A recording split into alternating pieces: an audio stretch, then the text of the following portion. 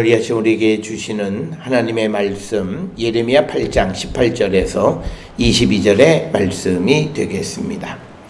18절에서 22절의 말씀 한 목소리로 합독하시겠습니다. 슬프다 나의 근심이여 어떻게 위로를 받을 수 있을까. 내 마음이 병들었도다. 내 딸 내 백성의 심히 먼 땅에서 부르짖는 소리로다. 여호와께서 시온에 계시지 아니한가. 그의 왕이 그 가운데 계시지 아니한가. 그들이 어찌하여 그 조각한 신상과 이방의 헛된 것들로 나를 경노하게 하였는고 하시니. 추수할 때가 지나고 여름이 다하였으나 우리는 구원을 얻지 못한다 하는도다. 딸 내 백성이 상하였으므로 나도 상하여 슬퍼하며 놀라움에 잡혔도다. 길르앗에는 유황이 있지 아니한가. 그곳에는 의사가 있지 아니한가. 딸 내 백성이 치료를 받지 못함은 어찌 됨인고. 아멘. 오늘 우리가 함께 읽은 예레미야 8장 18절에서 22절은 이제 9장으로 계속 이어지는 소위 이 선지자 예레미야의 번뇌, 고뇌에 찬 그런 내용의 말씀들을 기록하고 있는데, 특별히 오늘 주시는 이 본문의 말씀을 통해서 예레미야가 선지자로서 번뇌하는 것의 내용은 자신의 직분에 대한 것이라기보다 또는 하나님이 하시는 일에 대한 것이라기보다는 특별히 솔루션이 바로 옆에 있는데도 그 솔루션을 찾지 못하고 멸망할 수밖에 없는 자기 동족에 대한 어떤 그 번뇌를 기록하고 있는 겁니다. 우리가 이것을 잘못 이해하면 예언자가 하나님께서 내게 주신 사명에 대해서 번뇌한다. 그건 말이 안 되는 거예요. 그건 있을 수 없는 이야기입니다. 그것이 아니라 분명히 하나님 계시고 내가 하나님으로부터 말씀을 받아서 백성들에게 그 말씀을 선포하는 것은 그 백성을 구원하기 위한 하나님의 계획인 줄 알고 있는데, 결국은 일의 결과를 보니까 내 백성이 멸망하게 되어진 것, 그게 어찌된 일이냐라고 하는 것. 그러면서 오늘 주시는 본문의 맨 마지막 22절에 길르앗에는 유황이 있지 아니한가. 그곳에는 의사가 있지 아니한가. 딸 내 백성이 치료를 받지 못하면 어찌미냐. 그러니까 의사 선생이 있는데 치료받지 못한 게 왜 그런 현상. 지금 반드시 옆에 그 이스라엘을 충분히 구원해 주실 하나님이 계심에도 불구하고 멸망할 수밖에 없는 그 유다 백성의 현실에 대해서 번민하는 것이지, 그가 어떤 예언자로서 정말 그 나라의 멸망을 말한다고 해서 어떤 자기가 받은 직책에 대해서 우리가 번뇌하는 것은 아니다라고 하는 것. 우리가 그것을 오해하다 보면 우리가 어떤 문제가 생기냐면, 하나님이 내게 주신 일에 대한 어떤 번민을 하는 것이 당연하다고 여기는 것, 그건 그렇지 않다는 거예요. 우리가 어려운 가운데 어떤 일을 하다가 우리가 직면할 때 그 일에 대해서 자기가 번민하는 모습이 정당하다고 생각하면 안 된다는 거죠. 우리가 사도 바울에게서 가장 강조하는 것은 뭐냐면, 자신이 이방인의 사도가 되어진 것은 하나님의 뜻에 의해서 되어진 것이다 라고 하는 거예요. 그래서 우리가 하나님의 뜻에 의해서 보냄을 받아서 그 사명을 감당하는 사람들이 내 계획대로 되어지지 않는다 그래서 번뇌하고 번민하는 것, 그거는 말이 안 된다라고 하는 거죠. 단지 오늘 주시는 이곳에서 선지자가 번민하는 것은 내 백성들이 바로 옆에 솔루션이 있음에도 불구하고 그 솔루션을 찾지 못해서 멸망하고, 오늘 주시는 본문의 말씀 20절에 추수 때가 다 지나고 여름이 다하였으나 우리는 구원을 얻지 못한다 하는도다. 즉 하나님의 결정을 받은 거예요. 너희는 구원받을 수 없어 라고 하는 것. 그 현실에 대해서 번뇌하는 것이지, 자신에게 주어진 어떤 예언자라고 하는 직분에 대한 번뇌이거나 또는 일을 진행하시는 하나님에 대한 번뇌는 아니다라고 하는 것을 일단 우리가 분명하게 알고 우리가 이 말씀을 접해야만 이 예레미야의 번뇌의 그 본질을 우리가 정확하게 알 수 있습니다. 이건 무엇과도 같으냐면, 우리가 주변에 있는 사람에게 우리가 그리스도를 통해서 구원에 이르게 될 것을 수차례 그런 그 권면을 하고 그리고 그에게 또 어려움이 닥쳤을 때에도 아직도 기회가 늦지 않았으니 우리가 예수를 영접하라고 권면해도 그 말을 듣지 않음으로 인해서 그가 굉장히 어려운 처지에 처하거나 혹은 죽게 되어졌을 때 우리가 못내 아쉬움이 남는 것과 같은 겁니다. 조금 더 그가 예수님만 영접했더라면 하는 그 아쉬움과 같은 개념이 바로 이 오늘 예레미야의 번뇌의 본질과도 같은 것이다 라고 하는 것을 우리는 꼭 기억을 하셔야 되겠습니다. 그러면서 오늘 주시는 본문에 슬프다 나의 근심이여 어떻게 위로를 받을 수 있을까? 내 마음이 병들었도다. 여기서 말하는 내 마음이 병들었다, 내 마음이 아프다라고 하는 거죠. 이것은 무엇과 같으냐면 사도 바울이 이방인의 구원을 위해서 복음을 전하지만 그렇지만 그가 또 자기 동족의 구원을 위해서 그것을 생각할 때마다 그가 혹시 자기는 구원을 받지 못하더라도 자기 백성들이 즉 유대인들이 구원에 이르게 되었으면 좋겠다라고 하는 그 마음일 겁니다. 그러니까 선지자로서 자기가 이 사명을 감당할 때 그가 당당하게 이 사명을 감당할 수 있었던 것은 물론 하나님께서 그에게 말씀을 주시고 사명을 주셨기 때문이기도 하지만 인간적으로는 나를 통해서 내 민족이 구원을 받을 수 있다라고 하는 그 희망을 가지고 이 예언자의 사명을 열심히 감당했을 겁니다. 그런데 그런 그런 마음을 가지고 복음을 그 말씀을 전했지만 그들이 그 말씀을 받아들이지 않아서 이제 죽게 됐다라고 하는 그 현실 속에서 그때 그가 받은 마음의 아픔, 이걸 어떻게 내가 이 위로를 받을 수 있겠는가라고 하는 그런 개념의 이야기가 되겠습니다. 그래서 이런 것들은 우리가 일상을 살아가면서 누구에게 복음을 전할 때나 또는 주변에 있는 사람들에게 말씀을 전할 때 느낄 수 있는 겁니다. 그래서 그들이 조금만 그 그리스도의 말씀을 따랐으면 그의 삶이 훨씬 달라지고 상황이 달라졌을 터인데도 그 말씀을 듣지 않아서 결국은 최악의 상황까지 치닫게 되어지는 그 현실을 이 현실로 인해서 마음에 병이 들었다라고 하는 겁니다. 오늘 우리에게 주시는 말씀 그리고 성경에서 우리에게 주시는 우리가 살아가는 세상을 살아가는 삶의 원칙이 하나 있습니다. 가장 좋은 거는 우리가 죄를 짓지 않고 살아가는 거지만 사람은 죄를 짓지 않을 수 없다. 하나님 앞에 의인이 없다라고 하는 것이 성경의 기본 전제예요. 그러면 우리가 어떻게 살 수 있을 것인가? 우리가 실수를 하고 죄를 짓더라도 하나님께로 가면 우리는 살 수 있다는 거예요. 그래서 우리에게 유일한 솔루션은 하나님이시다라는 거예요. 그걸 우리는 분명히 기억하셔야 돼요. 그래서 어떤 경우에도 내가 하나님께로 갈 수 있어야 된다는 거예요. 우리가 그렇게 되려면요, 내가 세상을 살아가면서 죄를 지을 때도 그냥 개념 없이 죄를 짓는 그런 것이 아니에요. 뭐가 죄인 줄도 모르고 막 그냥 내 마음대로 행하면서 그게 아니라 내가 살아가는 삶을 내가 정말 하나님 말씀 안에서 아주 신중하게 생각하면서 살아가지만 그러나 그때 내가 갈팡질팡하다가 그때 죄를 지었을 때 그는 깨달아요. 그런데 그런 생각 없이 그 죄 짓는 사람은 죄를 못 깨달아요. 그래서 그런 사람이 죄를 깨닫는 방법은 소위 오늘 주시는 이 유다 백성들에게 하나님이 너희는 구원받지 못해 라고 하는 그런 하나님의 재앙이 임하게 되어질 때 고통 가운데 들어갈 때 그들이 겨우 하나님께서 왜 우리에게 이 일을 주셨는가를 비로소 깨닫게 된다는 거예요. 그렇기 때문에 우리는 성경에서 우리가 죄인이 죄를 어떻게 해결하느냐는 굉장히 중요하다는 거예요.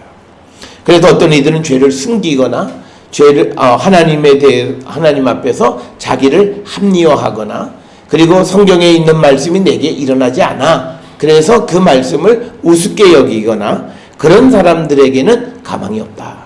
그런 사람들을 돌아오게 하기 위해서는 하나님은 재앙이나 환난이라고 하는 방법을 사용하신다는 거예요. 그 환난이 재앙이 자기 인생에 대한 것일 거나 또는 자기 주변에 있는 사람들의 아픔을 통해서 그 일을 깨닫게 하시는 거예요. 그래서 우리가 죄인이 죄를 어떻게 해결하느냐는 굉장히 중요한 것이다. 그래서 우리가 죄를 하나님께 내어놓으면 우리에게는 희망이 있고 길이 있다라고 하는 것이 성경의 말씀이고, 우리가 베드로후서에서도 예수님이 세상 끝날을 기다리고 모든 사람이 구원받기를 바라시면서 기다리는 것은 아무 생각도 없이 죄 짓는 사람들을 기다리시라기보다는, 물론 뭐 그런 사람들도 돌아오기를 기다리시겠지만 주님이 기다리시는 것은 바로 정말 말씀을 가지고 열심히 살아보려고 하는 그 사람이 자기도 모르는 사이에 금을 밟아서 죄를 짓게 되어진 그 삶에서 돌이키는 그 돌아옴, 그걸 주님은 기다리시는 것이다 라고 하는 겁니다. 그래서 우리는 죄인이다 아니다 라고 하는 것보다 더 중요한 것은 그 죄를 숨기고 자기를 합리화하려고 하니까 하나님 말씀대로는 안 돼, 하나님 말씀대로 안 살아도 돼 라고 자기를 합리화하는 그런 사람들에게 이런 오늘 주시는 이 유다 백성과 같은 그런 재앙이 임하게 된다라고 하는 겁니다. 그래서 우리도 우리 자신이 내가 내 스스로를 합리화하고 있는 죄가 있지 않나 돌아보셔야 됩니다. 이거는 차라리 믿지 않는 것보다 훨씬 더 나쁜 죄예요. 차라리 믿지 않는 사람은 몰라서라고, 성경은 모르는 것에 대해서는 관대하세요. 그런데 알고도 그것을 자기의 선택과 판단에 의해서 그 말씀대로 살지 못했을 때는 하나님이 그를 돌아오게 하기 위해서 환난, 재앙 이런 것들이 임하게 되어진다. 그래서 어떻게 그 재앙이 임하냐면 옆에 솔루션이 있어도 솔루션을 못 봐요. 오늘 주시는 19절에 보면 내 딸 내 백성의 심히 먼 땅에서 부르짖는 소리로다. 여호와께서 시온에 계시지 아니한가. 그러니까 주님이 시온에 계시면 어떻게 망했지? 이 말이에요. 그리고 그의 왕이 그 가운데 계시지 아니한가. 즉 여기서 말하는 왕은 하나님이세요. 하나님이 그들 가운데 계시지 아니한가. 근데 왜 망했지? 그러니까 오늘날로 얘기하면 저 사람이 교회를 열심히 다니는데 왜 망했지? 라고 하는 거예요. 그것은 뭐냐면요, 그들이 하나님의 말씀을 듣지 않는 거예요. 그러니까 다른 곳에서 솔루션을 찾아요. 그러니까 보세요. 하나님이 계시고 또 왕이 그들 가운데 있는데 그들이 어찌하여 조악한 신상과 이방의 헛것들로 나를 경노하게 하였는고 하시니. 그러니까 뭐냐면 조악한 신상과 이방의 헛된 것들로 나를 경노하게 하였는고, 요건 하나님이 하신 거고, 라고 하시니, 요거는 예레미야가 하나님 말씀을 인용해서 백성들에게 말하는 거예요. 그러면 도대체 왜 하나님이 계시고 하나님이 그들 가운데 계시는데 왜 그들이 이방 신상들, 이방의 헛된 것들을 찾아갔지? 이거예요. 그러니까 뭐냐면 솔루션이 내 옆에 있고 자기들의 삶 속에 솔루션이 있는데 그 솔루션을 찾지 못하는 거예요. 그러니까 오늘날 우리가 세상을 살아가는 수많은 사람들이 여러 가지 인생의 문제를 겪을 때에 우리가 믿음 안에 있을 때 우리의 솔루션은 내가 믿는 하나님이 솔루션이에요.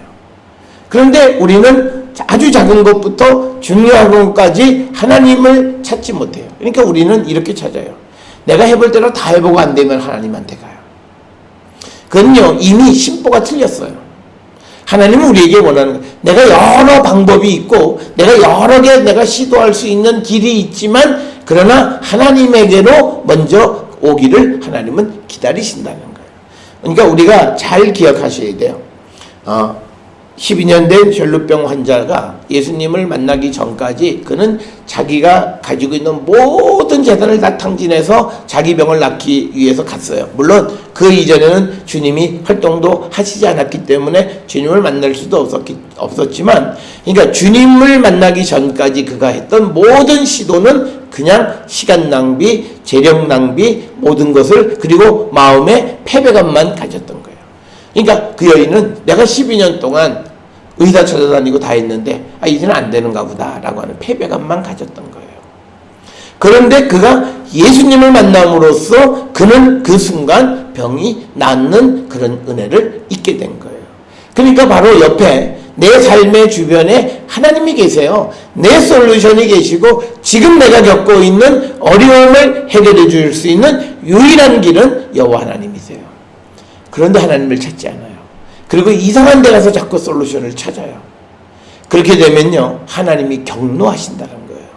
그러니까 내가 열심히 믿음 생활하는데 내 삶이 하나님을 경노하게 하는 게 뭐냐면 하나님 옆에다 놔두고 다른 방식을 찾아가는 거예요. 그게 사람을 의지하거나 자기의 능력을 의지하거나 그런 거예요. 하나님은요, 그건 다 퍼버리세요. 그게 성경의 전체 어떤 사건을 통해서 우리에게 보여주시는 것은 뭐냐면 나를 의지하지 않고 너의 힘과 너의 방식을 의지해 한번 해봐. 내가 다 엎어버릴 거야 라고 하는 거예요. 그런데 사람들은 뭐라 그러냐면 야, 그 말대로 안 돼. 걱정하지 마. 하나님이 무슨 뭐 엎어버리기. 그러다가 엎어진 거예요. 하나님께서 이스라엘을 이렇게 엎으려고 하신 것이 가나안에 들어가서부터 시작해서 400여 년 정도 지난 거예요. 그때부터 서서히 그들의 마음이 좀 먹고 하나님이 참고 하다가 어느 순간 엎어버려요. 그러니까 이럴 수는 있어요. 내 때는 하나님의 재앙을 안 볼 수는 있어요. 그런데 내가 한 그런 일들과 그런 나쁜 일들이 자손들에게 물려짐으로 인해서 내가 알지 못하는 후손이 큰 재앙에 빠질 수 있다는 거예요. 그래서 우리가 분명한 것은 우리 가운데 솔루션은 오직 여호와 하나님 한 분이세요. 그러니까 지금 예레미야가 슬픈 이유는 그거예요. 하나님 계시고 하나님만 잡았으면 저렇게 망하지 않아도 되는데 어찌 저렇게 망했느냐는 거예요. 그런데 이 이스라엘이 과거에는 하나님께서 구원해 줘서 이 가나안 땅에 들어와 살게 했던 백성인데 이제 하나님을 찾지 않고 이상한 조각한 신상과 이방의 헛된 것들을 찾아서 나를 경노하게 한다는 말씀이 하나님께로부터 나오게 된 그 현실, 그게 슬프다는 거예요. 그래서 우리의 모습을 돌아보셔야 돼요. 우리는 오늘 세상을 살아가면서 우리 인생의 솔루션을 어디서 찾습니까? 하나님에게서 찾습니까? 우리가 어떤 이들은 하나님은 그냥 내가 교회 다니니까 그냥 기도는 해요. 하나님 날 도와주세요. 그냥. 그런데 하나님이 도와준다고 믿지 않아요. 돕는 건 내가 사람 만나고 내가 노력하고 내가 힘을 다해야 되는 거지 그냥 기도는 그냥 하는 거야. 그건 주문이에요. 그건 형식이에요. 거긴 능력이 없어요. 거기에는 아무리 기도해도 기도가 이루어지지 않는 거예요. 진정으로 우리가 하나님을 의지한다라고 하는 것은 내가 할 수 있는 모든 솔루션을 내려놓고 하나님 앞에 가는 거예요. 그게 성경이 말하는 거고 그게 유일신이에요. 우리는 오늘날 하나님을 섬기는데 마치 이것이 혼합종교처럼 섬겨요. 내 능력과 하나님을 같이 놓고 섬겨요. 그게 현대판 우상숭배예요. 다른 게 우상숭배가 아니에요. 나도 하나님과 동등한 힘이 있다고 생각하는 거예요. 나도 내 문제를 해결할 수 있는 힘이 있다고 생각하는, 그게 우상숭배라는 거예요. 그걸 엎어버리신다는 거예요. 그 사람에게 길을 열어주지 않는다는 거예요. 그들에게 가는 길마다 하나님이 걸림돌을 놓으신다는 거예요. 그래서 우리가 오늘 주시는 예레미야가 슬프고 예레미야가 근심하고 예레미야가 마음의 병이 든 거는 자기 백성이 이스라엘이 그걸 보지 못해요. 우리도 우리 주변에서 또 믿음의 형제들이거나 또는 가족들이 그걸 보지 못했을 때 얼마나 마음이 답답해요. 영적으로 얼마나 답답한 거예요.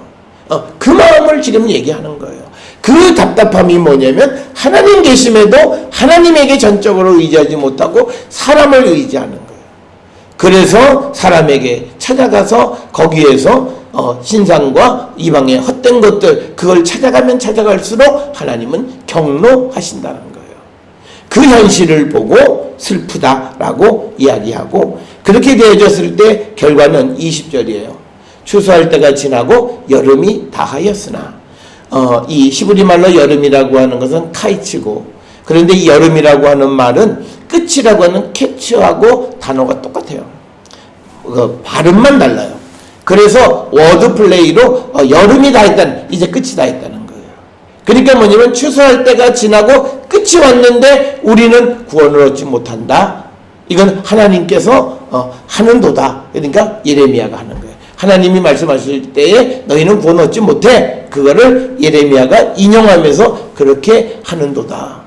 그러니까 도대체 우리가 어떻게 하나님의 구원에서 제외됐다는 거예요. 그게 지금 예레미야가 슬프고 예레미야가 근심하고 예레미야 마음에 병든 걸 얘기하는 거예요. 그러니까 오늘 우리가 믿음 생활을 나는 내 나름대로 열심히 했다고 생각하는데 하나님의 구원에서 제외되는 자가 있을 수 있어요. 그 자는 어떤 사람이냐? 19절에 나와 있는 말씀과 똑같은 거예요. 하나님이 옆에 계시고 하나님이 그 안에 있다고 얘기해요. 그러니까 우리는 오늘날 뭐예요? 주님 내 안에 계신다는 얘기를 해요. 우리가 교회를 좀 다니고 조금 좀 은혜 좀 받았다고 하는 사람들은 항상 우리가 늘 입버릇처럼 얘기하는 게 있어요. 주님 내 안에 계시다. 그리고 나는 하나님의 거룩한 성전이다. 그래요. 그 주님이 내 안에 계세요. 그럼에도 불구하고 우리가 인생의 솔루션을 다른 데 가서 찾는다는 거예요. 그걸 하나님이 우리를 보시면 경로하신다는 거예요. 도대체 내가 너희들 안에 있고 그리고 내가 보낸 성령이 너희들에게 있는데 도대체 어디 가서 지금 다른 데 가서 솔루션을 찾느냐는 거예요.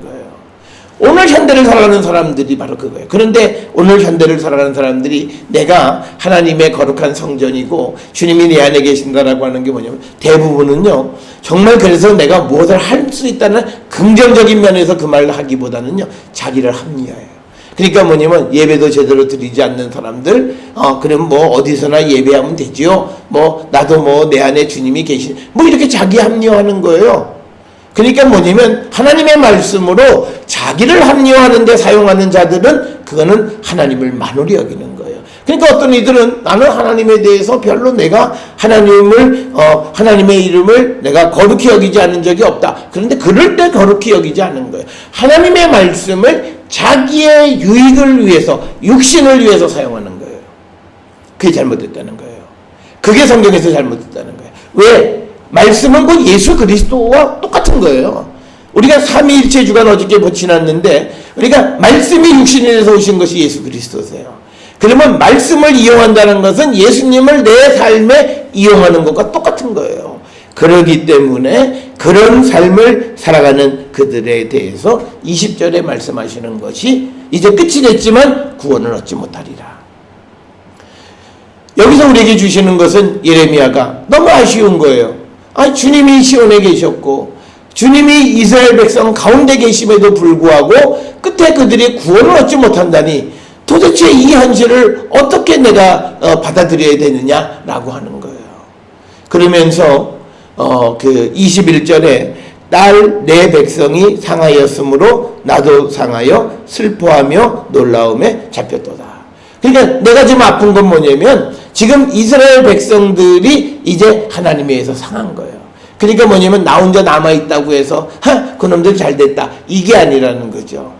사도 바울이 자기가 예수를 영접하고 구원의 확신 가운데 살아가고 이방의 사도로 열심히 살아간다고 해서 그렇게 살지 못하는 유대인들이 구원받지 못하는 것을 보고 그 잘됐다 너희들 예수님 핍박하더니 또 사도들을 핍박하더니 잘됐다 그게 아니라 그들도 구원을 받아야 됨에도 구원받지 못하는 현실에 차라리 내가 그 구원에서 제외되더라도 내 백성들이 구원받았으면 좋겠다. 그 마음에서 백성이 이제 하나님으로부터 구원받지 못했다라고 하는 그 현실로 말미암아 나도 슬퍼하고 나도 놀랍다는 거예요.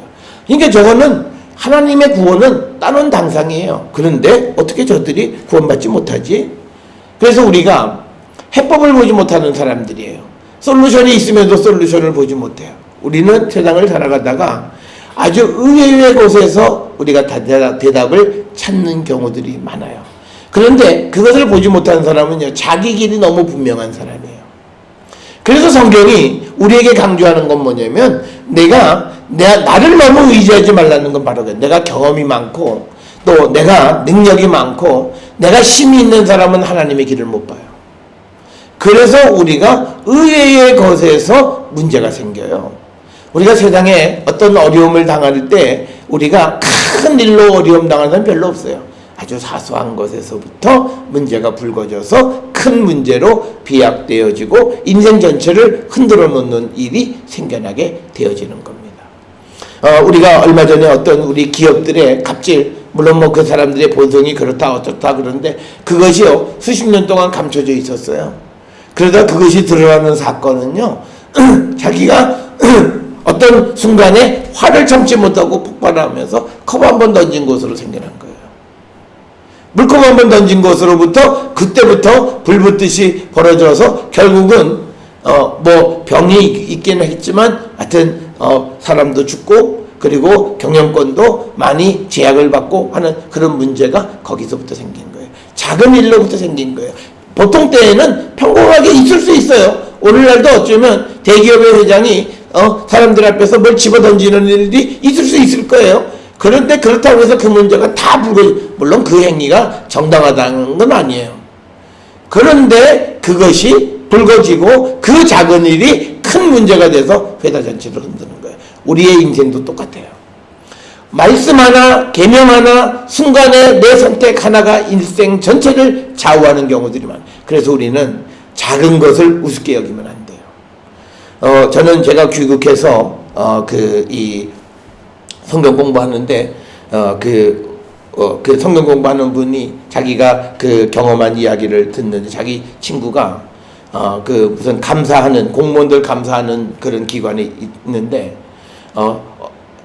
운전하고 이제 그 기관들을 감사하러 가다가 보니까 앞에 가는 차가 공무원이 탔는데 아니 그 옛날만 하더라도 90년대만 하더라도 이게 그레인저 S330 이걸 타고 다니는 거예요. 그래서 야, 저 사람이 무슨 돈에 의해서 저걸 탈까?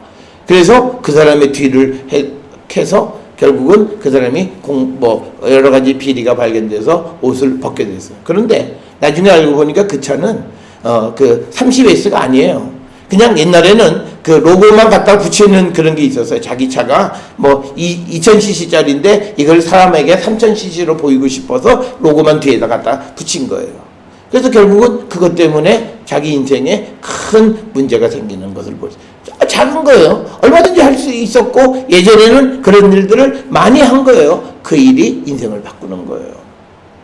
그래서 우리가 세상을 살아가는 데 있어서 작은 것 하나, 어떤 순간 하나 내가 하나님과 등지는 삶을 살면 안 되는 거예요. 그래서 예수 믿는 사람들의 삶은요, 인생을 매우 심각하게 살아야 돼요. 순간순간의 결정을 우리가 매우 중요하게 생각을 해야 돼요. 그러니까 우리는 어느 것 하나도 그냥 우리가 시간을 죽이는 듯하게 그렇게 살아갈 수 없다는 거예요. 그 순간 하나가 인생 전체를 바꿔놓을 수 있는 하나의 모멘텀이 될 수 있다는 거예요. 그런데 이스라엘 백성들은 자기들이 어려움 속에서 다시 살아날 수 있는 모멘텀이 있었는데 그 모멘텀을 놓쳐버린 거예요. 그래서 그 현실을 22절에서 말하는 것이 의사가 있는데 치료받지 못한 게 웬일이냐는 거예요. 그러니까 하나님이 계심에도 그들이 멸망하게 된 것을 의사가 있음에도 치료받지 못하는 것에 비유하는 거예요. 그래서 오늘 우리는 세상을 살아가면서 하나님의 말씀, 우리의 유일한 의사는 하나님이세요. 이 세상 그 어느 것도 우리의 솔루션이 될 수가 없어요. 우리 가운데 계시는 주님, 그리고 성령으로 우리 가운데 임하신 주님이 우리 인생의 솔루션이에요. 그래서 우리가 그 주님에게 의지하고 그 주님을 붙들면 우리는 어떤 어려움 속에 있을지라도 우리는 다 구원을 받을 수 있어요. 그리고 우리가 하나님 우리를 구원하시면요, 세상의 그 어떤 것도 우리를 막을 수 없어요. 그래서 우리가 오늘 주시는 이 본문에서 예레미야가 번뇌하고 고뇌하는 것은 솔루션이 있음에도 불구하고 멸망하는 자기 동족에 대한 아픔을 노래하는 거예요. 그 슬픔을 노래하는 거예요. 구원의 길이 바로 내 안에 있음에도 불구하고 그 주님을 발견하지 못해서 멸망하는 오늘의 현실과 똑같은 그런 말씀임을 우리가 깨닫고 우리 자신이 내 안에 계시는 주의 성령 안에서 정말 그분의 도움으로 우리가 모든 문제를 해결하고 그분만이 나의 유일한 구원자이시고 예수가 우리의 그리스도이심을 진정으로 고백하고 믿고 사는 우리 모두가 되어서 우리가 비록 죄인일지라도 주님이 주시는 그 치료의 은총을 받는 우리 모두가 될 수 있기를 주의 이름으로 축원합니다.